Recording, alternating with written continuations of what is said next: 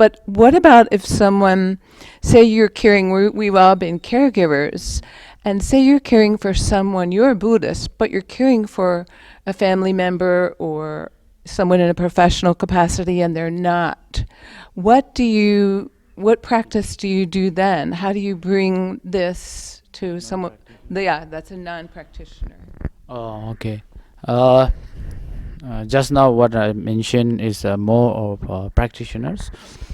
Uh, Even in the Buddhist tracts, many like Bardo texts, or they mention very clearly.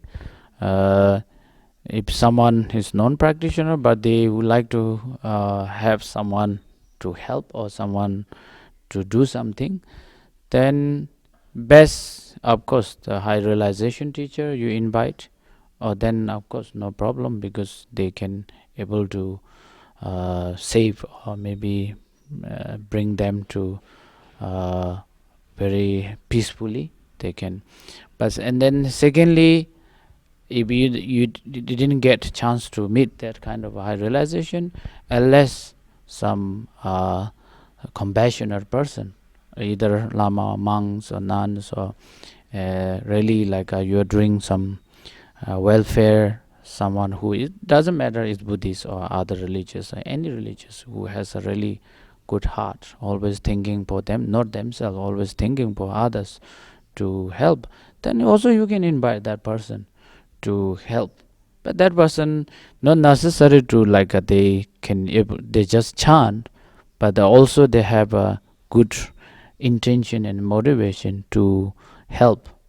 That is the most powerful, can receive the consciousness, the person who passing away, or maybe they passed. And if there is a second, you can invite that kind of. If not, you cannot meet or you cannot have this condition to have this kind of a person. But at least inside your family, you know, maybe friend, or maybe inside your family, one of them, just you have to be a positive, that's it.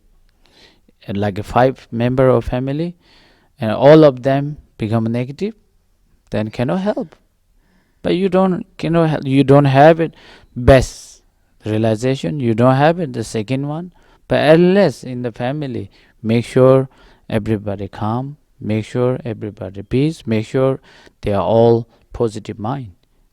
If you have in the family, in who is passing or who is dying critical condition, then everybody try to be peace or calm or positive mind. Positive mind means not how to say mix with the emotions like hatreds and attachments and jealousies, and you try to uh, individually each of them think, oh, I shouldn't be attached or shouldn't be angry or shouldn't be jealousy, because otherwise you have that individually, that really 100% affect the person who is now going.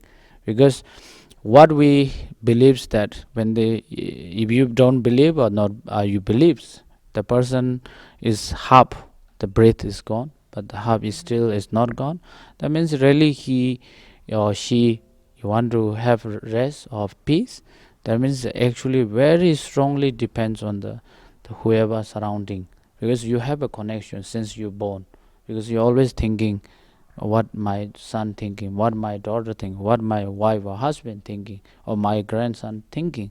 That he always have that. Then they already thinking negative. That means 100% will affects. Therefore, at least in the family, try to prepare to calm. Don't be nervous. Don't be, how to say, frustrated. Or just calm, relax. And if you don't know chanting or some prayers, any religious, just relax mind, and then just wish him or her to go peacefully, and just wish, like think in the mind, or don't worry, just we are relaxed, you relax, and you can go with a peaceful, that is just you can wish that you can do these 3 things. There is a choices. as a non-practitioner. Okay. Yes, thank you. So, Chukala brought up something which is very important, which is the state of the mind when someone is leaving this world is very important. And one of the orientations that I like to do with family is to remind them of whose death it is anyway. Because very often the family is very involved in their own grieving and their own loss and forgets that it's actually not their death. And to remind them that, every person has virtues. Every person has done things in their lives that are virtuous, that they can be proud of. And that this is the time to reflect on those things. Very often at end of life, the ability of speech gets lost. And mindfulness practice can be a wonderful way for the family to sit with the person who's ill or dying and actually have a connection without words.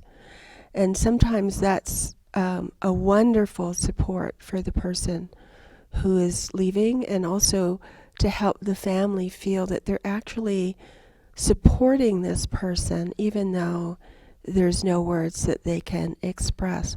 So I often will gather the family together and have a guided meditation with the person who's dying, and that often will help to bring families together as well.